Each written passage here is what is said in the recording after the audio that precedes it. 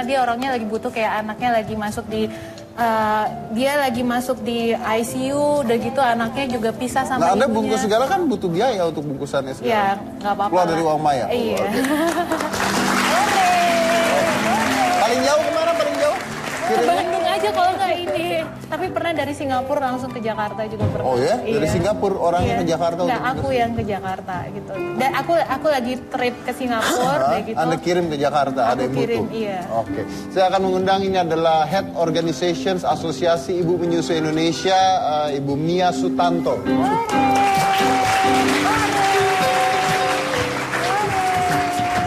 Apa kabar Ibu? Baik. Silakan dulu. Oke. Ibu Mia ini adalah Head Associations Ibu Menyusui. Betul. Oke, itu apa? Sebuah yayasan atau apa itu?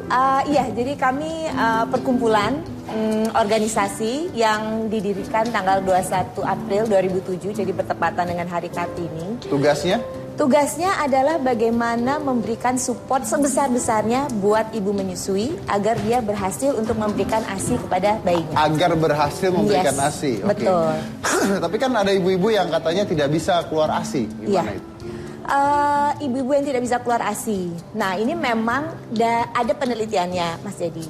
Dari 1.000 ibu yang ngakunya ASInya tidak keluar atau mungkin ASInya sedikit keluarnya, ternyata hanya 1 ibu yang memang benar-benar tidak keluar ASInya.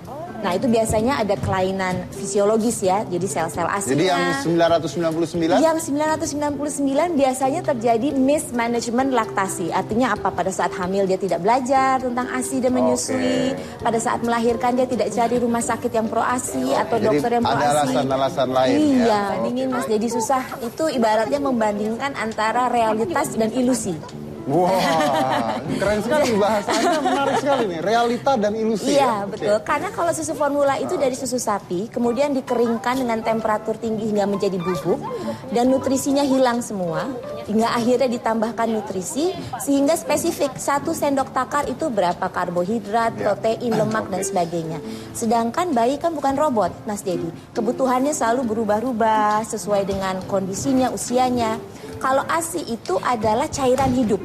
Ada sel-sel darah putih, DNA ibu, enzim pencernaan, hormon, growth factors. Ada HGH-nya juga betul, di situ ya? Betul. Jadi, dan selalu berubah komposisinya mengikuti kebutuhan bayi. Betul. Nah, itu saya juga pernah membahas tuh. Saya juga pernah membahas bahwa kalau di susu formula kan sekarang ramai sekali mengandung ini, mengandung ini gitu. Yang Anda lupa, yang Anda harus teliti adalah bukan mengandung ini. Tapi kalau ditulis mengandung ini, dan ini, Anda harus berpikir tidak mengandungnya berapa banyak kalau begitu. Exactly. Berarti betul. kan banyak tidak ada apa-apanya, tapi ditulis mengandung A, B, dan C. Berarti tidak mengandungnya banyak. Gitu, betul, kan? betul. Ada penelitian mengatakan bahwa susu ASI bayi itu membuat bayinya lebih pintar dan juga katanya bisa menghemat 25 juta rupiah sampai 1 tahun. Ya, betul, benar ya? Betul sekali Mas Dedi. Jadi kalau menyusui itu tidak hanya sekedar memberikan nutrisi. Lain kalau kita berikan susu formula, oke lah itu adalah nutrisi yang terkandung di dalam susu formula. Tetapi ASI melalui menyusui is so much more than just breast milk. Jadi ASI itu selain untuk kesehatan fisik, kesehatan mental, mencerdaskan. Jadi penelitian membuktikan IQ-nya memang lebih tinggi buat bayi-bayi yang disusui. Emotional quotient-nya juga lebih bagus. Jadi terhindar dari 8 macam gangguan atau penyakit mental. Dan juga spiritual quotient-nya menjadi lebih baik. Jadi ASI, asah, asuh ada 3-in-1 package dalam menyusui. Oke, jadi itu ada penelitian seperti itu ya? Iya, betul. Oke, jadi intinya? Dan kami di AIMI juga pernah membuat penelitian, Mas Dedi. Ini gara-gara ASI Anda nggak jadi kayak begini? Anak ASI memang sangat aktif. Pak, boleh tolong diambil daripada saya lipat saya kasih. Ya, bagus. Ya. Versi. Wow, ini bukan bapaknya nih, jangan. Oke. Jadi kami pernah bikin penelitian, Mas Dedi.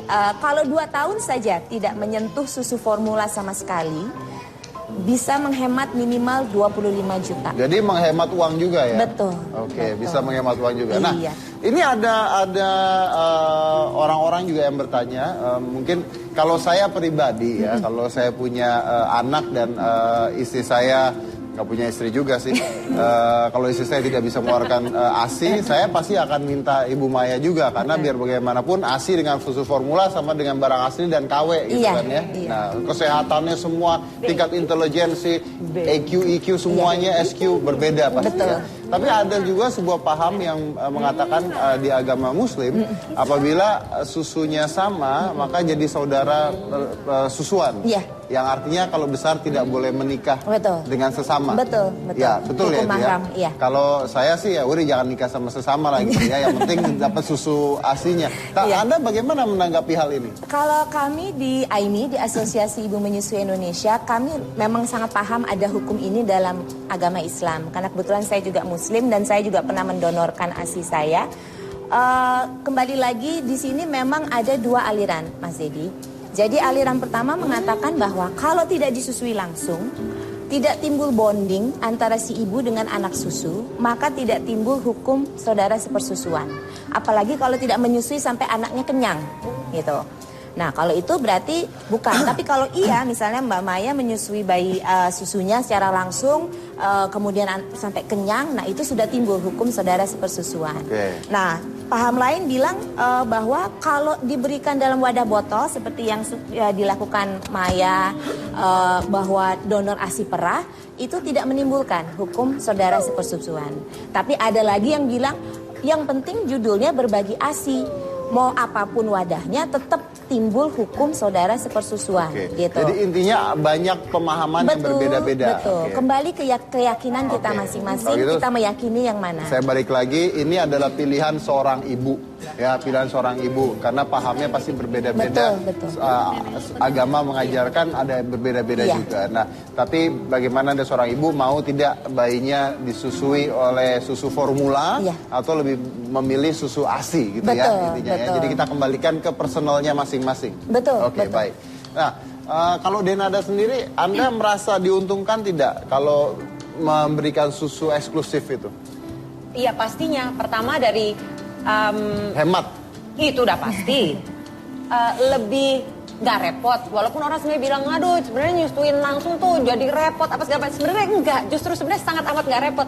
Sekarang dia aus, waktu dulu apalagi pas lagi 6 bulan. Aku tenteng kemana-mana. Aku kerja, aku bawa keluar kota. Dia lapar dulu tinggal set. Udah. Nggak perlu malam-malam juga kalau misalnya. Dia kan sampai sekarang masih tidur sama kita. Kalau misalnya malam-malam dia lapar, bangun, pengen nyusu. Kalau orang lain mungkin harus tek jalan dulu begini sambil ngantuk-ngantuk. Kalau kita tinggal ini langsung set. Udah tidur lagi.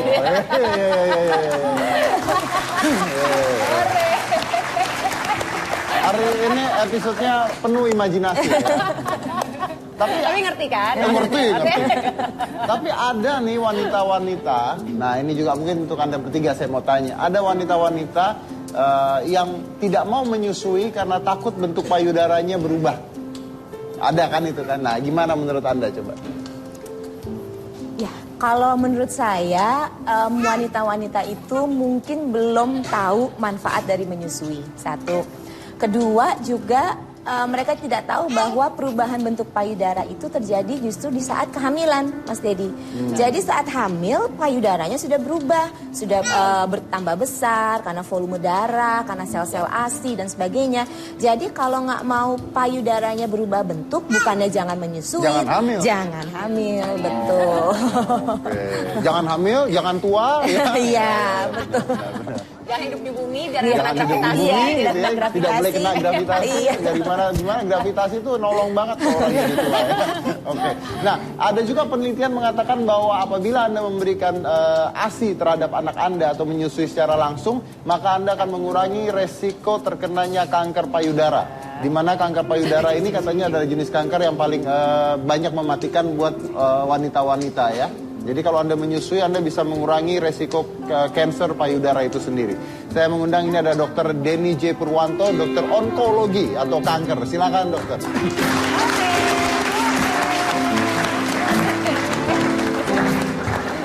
Oh, dokter. Baik. Silakan.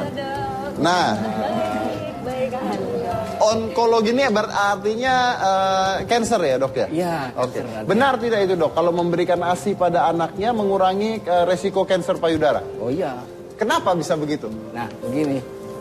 Jadi kalau wanita menyusui itu kan menstruasinya tertunda.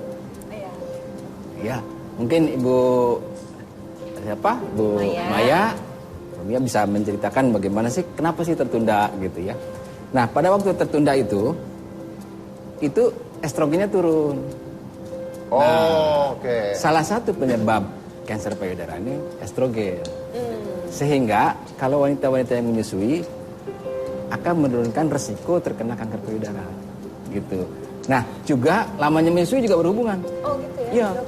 Semakin lama menyusui, semakin turun lagi resiko terkena Semakin kanker. lama menyusui anaknya, semakin turun kemungkinan kansernya. Kanker payudara. Juga gimana anaknya? Begitu juga anaknya. Anaknya. Anak wanita yang disusui itu resiko kanker payudara juga lebih turun. Resiko apanya? Resiko terkena kanker payudara di kemudian hari. Jadi lebih turun anak juga. yang diberikan ASI Betul. mengurangi resiko kanker juga. Juga kanker juga. Oh, luar biasa ya. Nah, kalau itu dia. ASI-nya bukan dari ASI ibunya gimana? Sama saja. Yang penting ASI ya. Asinya. Oke. Karena Ada tidak orang-orang yang tidak boleh memberikan ASI pada orang lain? ya tentu kalau dia punya penyakit tertentu ya, misalnya dia ada infeksi gitu ya, tentu tidak boleh. Oke. Tapi selama dia sehat, no problem. Oke. Nah ini saya mau tanya, kalau mungkin banyak yang tidak tahu juga, tapi laki-laki itu juga punya resiko kena kanker payudara kan? Betul. Nah, jadi Anda yang laki-laki jangan salah. Anda bisa kemungkinan kena kanker payudara. Makanya banyak-banyak ASI. Bisa. Enggak ya? Nah, dok, ini pertanyaan bener nih. Saya mau tanya nih. Iya. Kalau ASI itu bermanfaat baik untuk bayi, apakah ASI bermanfaat baik untuk orang dewasa? sangat bermanfaat. Sangat bermanfaat. Sangat bermanfaat. Ini beneran dok saya nanya. Anda mukanya kayaknya nggak beneran jawab saya gitu loh. Tapi bermanfaat tidak? Ya tentu saja kan kalau makanan orang dewasa kan bukan ASI ya. Tapi apakah kalau ASI itu diminum oleh orang dewasa ada manfaatnya? Atau tidak sama sekali? Ya itu kan zat gizi ya. Zat Jadi? gizi. Jadi kalau ekstrimnya gitu ya, mana sih lebih baik minum susu sapi dengan susu ASI? Ya seperti saya bilang bahwa susu sapi baiknya untuk anak sapi. Oke. Ya jadi kalau untuk kita manusia ya ASI. Oh, jadi tidak masalah ya intinya. Oke. Bukan untuk ditiru nih, untuk pengetahuan kita bersama. Ya. Tapi ya udah.